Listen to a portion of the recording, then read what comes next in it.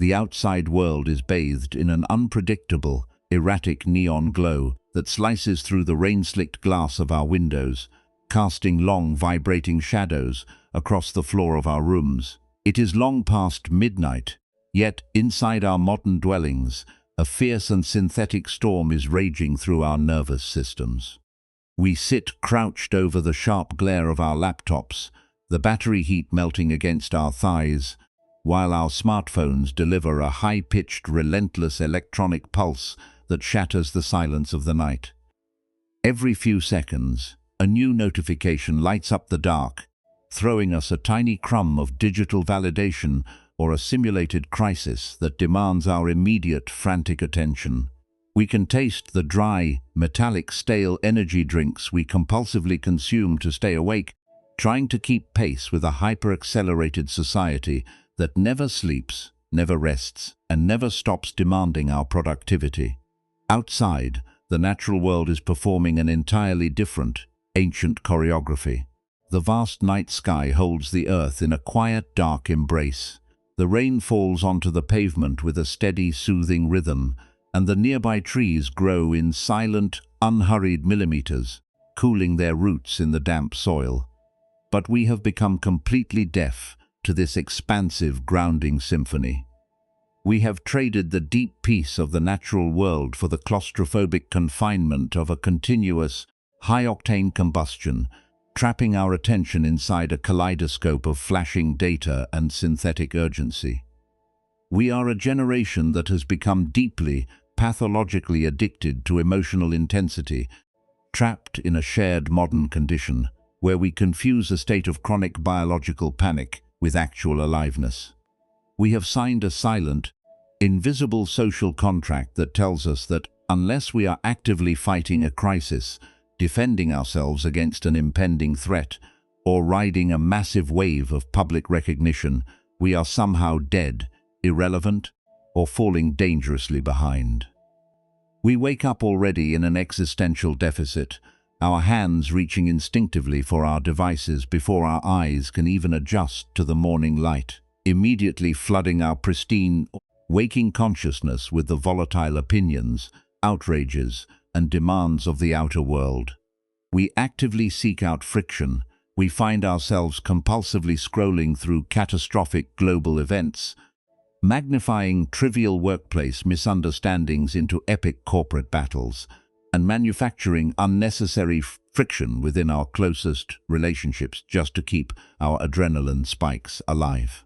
We have allowed our internal baseline to become so warped that a single hour of pure, undisturbed silence feels like an existential vacuum, a terrifying void that we must immediately extinguish by striking another match of mental drama. Let us bring our scattered, vibrating awareness back into the immediate sanctuary of our own bodies, looking beneath the polished, confident mask we present to the world to examine the immense physical cost of this continuous combustion. We are holding our breath. If we pay attention to our lungs in this very second, we will discover that our inhalation is shallow, rapid, and tightly restricted, trapped entirely within the narrow passage of our throats and upper chest. We are starving our lower organs of deep, resting oxygen, keeping our bodies suspended in a permanent state of biological emergency. Our shoulders have migrated upward, locked into a rigid, frozen posture as if we are braced to absorb a physical impact. There is a chronic, low-grade tremor vibrating continuously in our solar plexus, an internal fluttering that acts as a generator for our ambient anxiety. If we sense the muscles around our eyes and behind our brow, we will find a permanent tight constriction. Our focus is down to a laser-like beam fixed on the screen, as if we are peering into a blinding glare. Our heart rate is elevated, pacing forward with an erratic, frantic rhythm that our minds mistakenly translate as enthusiasm and passion. We are burning our own life force as fuel, turning our nervous systems into a pile of dry twigs that we ruthlessly consume for a fleeting spark of intensity. We have become citizens of a strange, synthetic kingdom where the peaceful baseline of existence is viewed as a systemic failure. We have developed an absolute intolerance for the neutral spaces of life, quiet intervals between appointments, the slow unfolding of a rainy afternoon, or the silent moments before sleep. If the world around us drops into a peaceful lull, a subtle creeping panic sets in, a whispering insecurity that tells us our lack of agitation is a sign of stagnation. To avoid this internal emptiness, we compulsively look for the next match to strike. We inject dramatic narratives into our daily routines, turning a simple delay into an act of personal betrayal, or translating an unread message into an impending catastrophe. We have mistaken the chaotic heat of a wildfire for the sustainable warmth of a living hearth, moving from one emotional explosion to the next, entirely unaware that each spectacular blaze leaves behind nothing but cold, depleted ash and a deeply exhausted soul. This is the common tragedy of our high-performing, hyper-connected collective existence. We have conditioned our brains to require constant, aggressive emotional shocks to feel valid, transforming our inner lives into an arena of continuous warfare. We watch the natural transitions of the earth, the slow fading of autumn into winter, the quiet cooling of the soil. At night it feels like a movie playing on a distant screen, totally disconnected from the artificial, high-stakes reality we have constructed within our minds. We are running ourselves into the ground to maintain an illusion of vitality, sacrificing our sleep, our peace, and our biological health on the altar of a synthetic intensity that can never truly satisfy our deep hunger for belonging. We are living as ghosts within our own bodies, hovering over our fractured attention, waiting for the next digital alarm to shock us back into a simulation of life. We must find the absolute courage to sit within the quiet darkness of this moment and ask ourselves who we truly are when the fire burns out.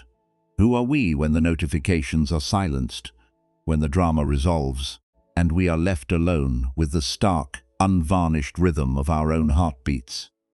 The thought of that stillness often terrifies us, because in the silence, the voices of our deepest unworthiness grow loud, telling us that without our crises and our achievements, we are completely empty.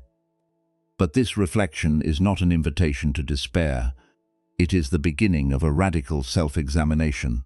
We are about to step onto a path of deep inquiry, a journey that requires no credentials and no armor, asking only for our willingness to drop our matches, look directly into the smoke of our own frantic striving, and discover how we became trapped in this cycle of self-consumption, so that we may finally learn how to build a steady, unshakable warmth within the sacred core of our being.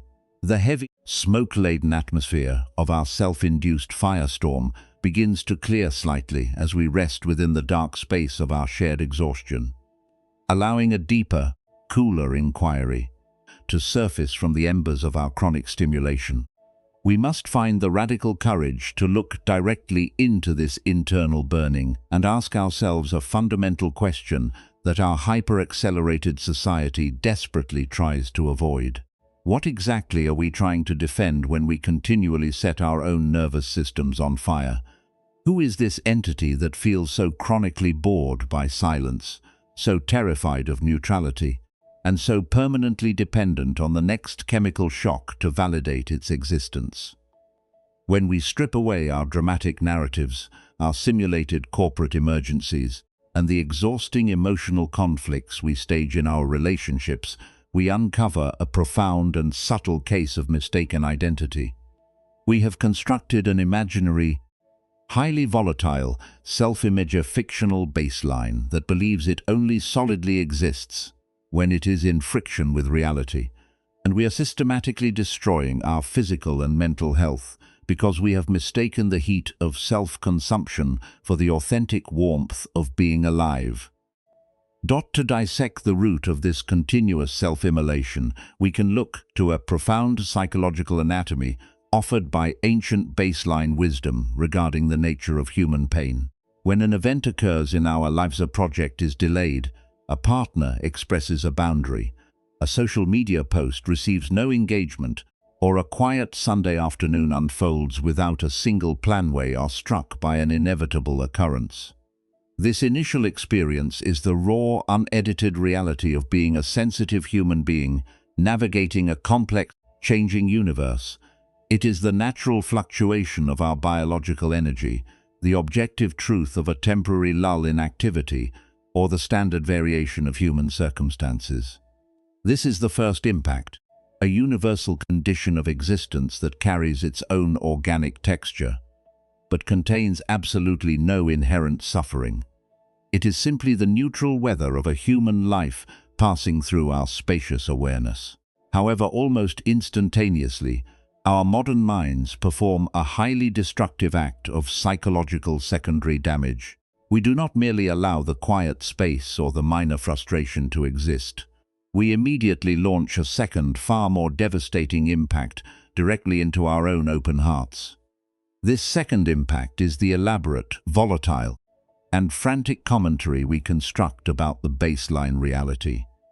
It is the voice of the blazing tinder that translates a peaceful afternoon as terrifying boredom, a neutral interaction as personal rejection, and a slow corporate season as impending professional irrelevance. This second impact is entirely self-inflicted. It is our own ego acting simultaneously as the frantic arsonist who throws fuel onto the spark, the terrified witness who screams at the flames, and the weeping victim who burns within the firestorm of their own consciousness. We are not suffering because our lives are chaotic. We are suffering because we choose to set fire to our own house. Every time the temperature outside drops into a comfortable cool, let us look closely at how this second impact operates within the physical geography of our bodies in the very seconds we reject the quiet baseline of life. When the external stimulation drops to zero, the first impact is just the sensory data of quietude, the empty screen, the silent room, the unmoving schedule.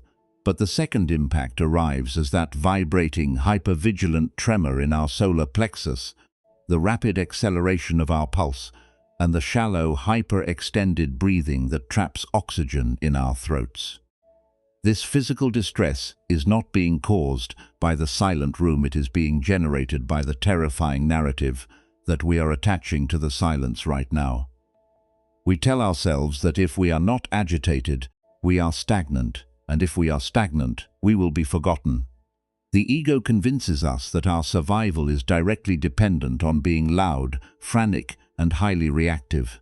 Therefore, we compulsively seek out conflict, look for something to worry about, or seek an emotional shock to shock our system back into a familiar state of high-octane aliveness, treating our own biological peace as an existential threat.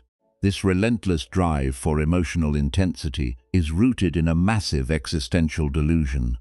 The illusion that our passing sensations represent a reliable metric of our life's validity. The ego craves solidity, definitions, and boundaries. It desperately wants to feel its own separate existence. And it discovers that the easiest way to feel solid is through the friction of intense emotion. Anger makes us feel powerful and defined against an adversary. Dramatic anxiety makes us feel important and central to a cosmic crisis. High-octane validation makes us feel seen and protected by the tribe. The ego uses the heat of these chemical fires to convince itself that it is real, substantial, and permanently safe. But this desire runs completely counter to the fundamental architecture of the cosmos, which operates on the universal law of continuous change and complete insubstantiality. Every emotional intensity is a passing, empty chemical storm that rises from nothing, peaks for a fleeting second, and dissolves back into emptiness. Trying to build a stable identity out of these volatile sparks is like trying to build a permanent home inside an explosion. When we refuse to accept the quiet, empty, and spacious nature of our baseline reality, we create an immense, exhausting friction within our own consciousness. We become like a drug addict whose tolerance has been so thoroughly warped by artificial substances that they can no longer taste the pure sweetness of clean water, or feel the subtle beauty of a gentle breeze. Every time our life drops into a peaceful interval, we experience it as a sensory deprivation chamber, a hostile vacuum that we must immediately destroy by striking another match of mental drama. We do not see that the entity who is screaming for the fire, the frantic, craving ego, is itself the ultimate illusion. It is a phantom identity that only exists when it is burning fuel, a fictional self that uses the chaos of the firestorm to mask the profound truth that beneath our titles, our dramas, and our emotional highs, there is no solid, permanent, separate self to protect. We are the vast, empty space that contains the fire, not the dry wood that must be consumed to maintain the blaze. By deeply observing this inner theater, we begin to perceive the sheer tragedy of our modern collective conditioning. We are sacrificing our actual, tangible, and beautiful biological health, the calm rhythm of our hearts, the deep nourishment of our organs, the serene clarity of our minds for the sake of a conceptual phantom called intensity. We are treating our precious limited days as mere raw materials to be burned on the altar of temporary sensation, turning our nervous systems into charred, smoking battlefields, while the gentle, steady warmth of real life is waiting quietly for us to claim it. We are like children who prefer the blinding, destructive flash of lightning to the steady, life-giving warmth of the morning sun, running from one explosion to the next, wondering why we feel so profoundly empty and depleted, despite the continuous brilliance of our fires. This realization is the precise coordinate where the knife of ancient baseline wisdom cuts through the smoke of our addiction. It is not meant to discourage us, but to offer us the first taste of a breathtaking, radical liberation. The moment we recognize that our emotional intensity is not a sign of aliveness, but a self-inflicted second impact designed to avoid the spacious void of the present, we also realize that we possess the immediate, sovereign power to stop striking the match. We do not need to change our circumstances, we do not need to escape our modern environments, and we do not need to miraculously cure our anxieties to find peace. The door to our freedom does not lie in finding a bigger fire to burn it, lies in our altered relationship to the quiet intervals of our lives right now. We can begin to look at the silent room, the peaceful afternoon, and the neutral spaces of our routines not as terrifying vacuums to be filled with drama, but as the sacred, unblemished baseline of our true nature. We can learn to sit completely still in the absolute center of the quiet, recognizing that our completeness is already entirely intact prior to any chemical sensation, and that we have absolutely nothing to prove to a phantom that we ourselves invented. The systemic collapse of our modern firestorm does not invite us to embark on a campaign of aggressive self-reconstruction, nor does it demand that we violently erase the intense chemical histories written into our cells. True transformation is never an act of war against the self, it is a process of deliberate, compassionate containment and steady dampening. We are being asked to shift the structural properties of our consciousness away from the characteristics of dry tinder, which explodes erratically and completely consumes its own medium, and move toward the structural properties of a thick stone-lined hearth. A hearth does not reject fire, it contains it, dampens its volatile fury, and radiates its energy as a steady, self-sustaining, and reliable warmth that can comfort the entire house without burning it down. To build this internal hearth, we must master the precise, practical craft of somatic dampening and cognitive containment, retraining our overstimulated nervous systems to find a deep, vibrant aliveness within the quiet, spacious baseline of ordinary existence. This architecture of redirection begins at the absolute foundation of our biology, for we cannot cultivate a peaceful mind while our physiology remains locked in a high-octane state of simulated crisis. When we catch ourselves chasing the next emotional flame, when we feel that familiar, vibrating tremor beginning to ignite in our solar plexus, or notice our thoughts spinning a trivial misunderstanding into a dramatic battleway must introduce an immediate, conscious, physical intervention. This is the practice of the Earth landing. We deliberately direct our awareness away from the frantic, high-pitched narratives of our brain and drive it deep into the lower abdomen, landing heavily in the visceral center of our core. We force our breath out of the narrow, restricted passages of our throat and drop it down into the pelvic bowl, allowing the belly to expand fully and softly with each inhalation.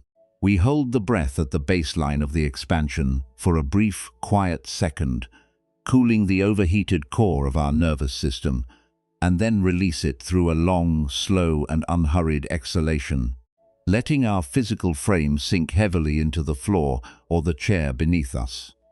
By anchoring our breath in the lower abdomen, we initiate a profound neurobiological deceleration, systematically down-regulating the sympathetic nervous system that has kept us trapped in a state of hypervigilance. We couple this abdominal grounding with a conscious softening of the ocular muscles and the tight space behind our brow. We intentionally allow our peripheral vision to widen, breaking the narrow, laser-like focus that binds our eyes to electronic screens or focal points of conflict. We scan the immediate physical environment, acknowledging the neutral, non-threatening geometry of the room, the cool temperature of the air against our skin, and the steady, solid weight of our limbs resting on the earth. We are teaching our ancient survival brain a radical new truth, that despite the absence of intense stimulation, we are safe, we are intact, and we are permitted to lower our shields without the fear of annihilation. As this physical baseline stabilizes, we can begin to apply the mind training of the interval expansion, learning to inhabit the silent, unscripted spaces that our modern conditioning has taught us to fear. The ego has spent a lifetime treating stillness as an existential emergency, compulsively striking matches of drama to avoid confronting the open void of the present. To break this addiction, we must train ourselves to actively explore and expand the tiny neutral gaps that exist within our daily routines. When a notification sounds on our device, we practice the art of the deliberate pause, refusing to react to the electronic pulse for the duration of 3 full abdominal breaths. We look at the blank screen not as a vacuum to be filled, but as a clean sanctuary to be savored. When we finish a sentence in a conversation or a task at our desk, we do not immediately rush to throw more fuel onto our attention. We sit completely still within the empty interval that follows completion, allowing the nervous system to return to its natural, unblemished baseline before we move forward. This practice of interval expansion prepares us for the deep internal discipline of refusing the match. Throughout our days in a hyper-accelerated society, we are continuously bombarded with invitations to emotional combustion, an argumentative email from a colleague, a provocative headline on a news feed, or a subtle slight from a partner. In our old way of living, our dry tinder would instantly catch the spark, setting off a wildfire of defensive anger, catastrophic worry, or frantic over-analysis that drained our vital energy. To practice containment, we learn to witness the arrival of the spark without providing it with any fuel. When an invitation to drama enters our awareness, we sit completely still within our spacious witness, mapping the chemical surge as a temporary wave of heat passing through our chest or a sudden tightening in our throat. We do not lean into the narrative, we do not strike the match, and we do not launch the second arrow of self-judgment. We simply allow the spark to exist within the vast, cool sky of our consciousness, watching it peak, lose its momentum, and die out naturally into emptiness, leaving our internal house entirely unignited. To integrate this quality of steady containment into the high-pressure environments of our professional lives, we must cultivate the discipline of the contained boundary. This is the practical capacity to execute our daily responsibilities with absolute elegance and precision. while refusing to use our core life force as fuel for our performance. When we step into a challenging meeting or confront a complex administrative problem, we do not allow our heart rate to escalate into a state of biological panic, nor do we amplify the obstacle into a life-or-death crisis to generate adrenaline. We remain rooted in our Earth landing, allowing our actions to arise from a state of internal wholeness rather than existential scarcity. We speak with a voice that is anchored in the diaphragm, low, steady, and entirely free from the frantic, high-pitched urgency of the throat. We treat the professional task as a self-contained game to be played with immense skill, but we refuse to anchor our personal worth to its outcome, closing the door firmly on the energy of the work the moment we step out of the room.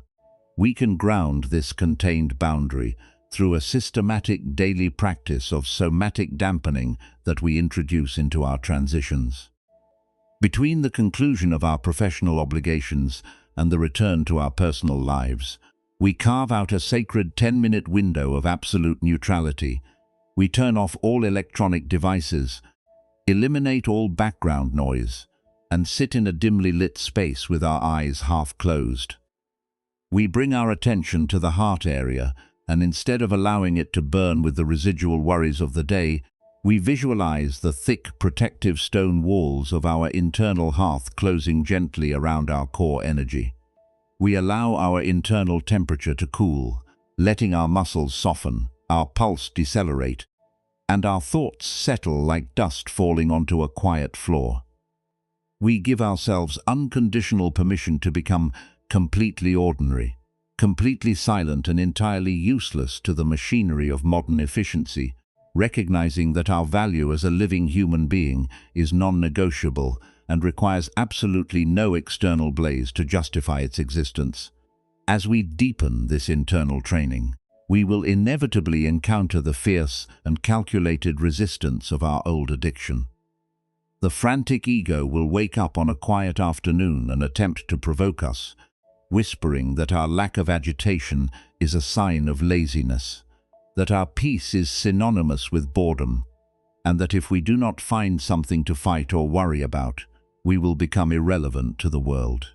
When these anxious narratives echo through our awareness, we must not meet them with frustration, suppression, or aggression, for to fight the mind is merely to throw more tinder onto the fire.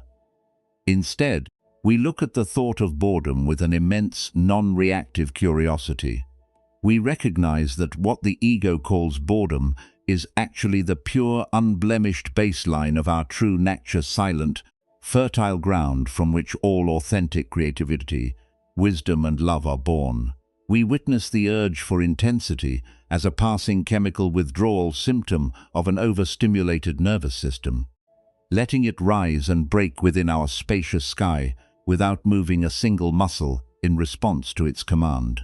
This architecture of containment ultimately transforms the way we interact with the entire human collective, allowing our presence to become an anchor of stability for an anxious and overheated world.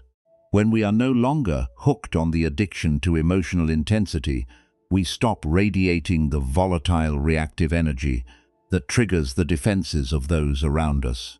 We no longer enter our relationships looking for high-stakes drama to feel alive, nor do we use critical judgments of others to receive a cheap hit of moral superiority. We stand before our colleagues, our friends, and our families as a steady, self-sustaining hearth, offering them a clean, unignited space where their own anxieties can be contained and softened. We discover that true power is not the capacity to burn brightly or shout loudly, but the capacity to contain the chaotic currents of the universe within the vastness of your own peace, remaining completely unshakable, completely uncorrupted, and entirely soft at the absolute center of the world's firestorms. The long, exhausting firestorm of our chronic overstimulation begins to pass, its volatile fury and blinding smoke dissolving quietly into the vast, cool night that surrounds our existence. As we step out of the frantic, self-consuming mechanism of the blazing tinder and stabilize our awareness within the deep, stone-lined containment of the gentle hearth, a profound and unfamiliar heavy peace settles over our entire being.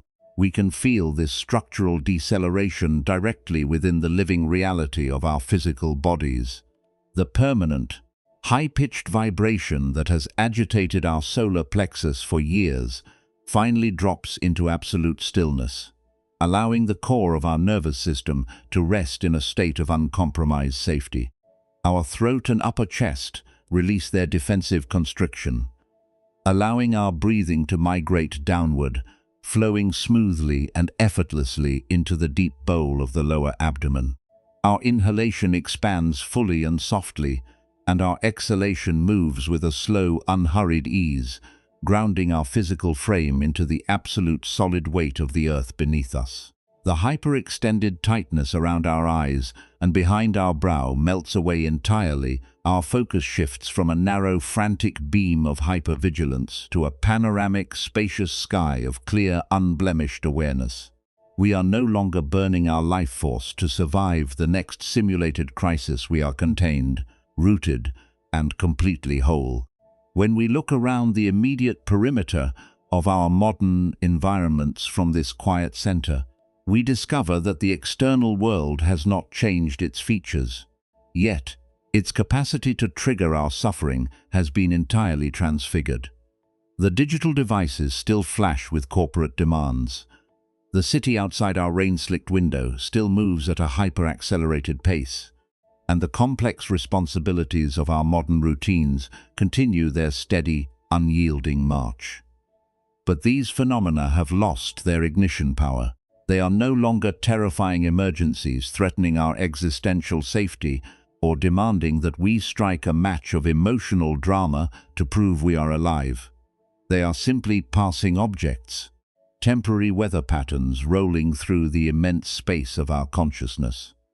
We look at the very invitations to conflict, validation, or anxiety that used to set our nervous systems ablaze, and we find that they are completely inert, unable to find a single scrap of dry wood to consume within us. The firestorm has lost its fuel, the frantic arsonist of the ego has fallen silent, and we are finally standing completely unignited in the absolute center of the world's chaos. This state of liberation is not a cold, frozen numbness or an artificial withdrawal from reality. It is a warm, deeply radiant presence that allows us to participate in the human collective with an unprecedented quality of clarity, stability, and joy. Because we are no longer wasting our biological energy on continuous, volatile explosions, we possess a vast, self-sustaining hearth of vital energy to offer to our living days. When we step into a challenging workplace or sit across from a fragile relationship, we are no longer entering the room looking for high-stakes drama to feel valid or utilizing critical judgments to claim a cheap hit of moral superiority. We hold a vast, uncorrupted, and deeply dampening space for those around us, allowing their own overheated anxieties to be contained, softened, and neutralized by the unshakable weight of our peace.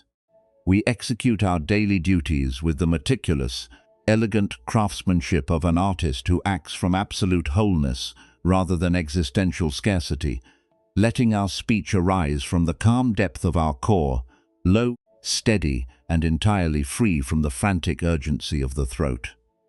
As we rest within this spacious interior landscape, we are reminded of the profound, timeless realization left to us as our ultimate spiritual legacy.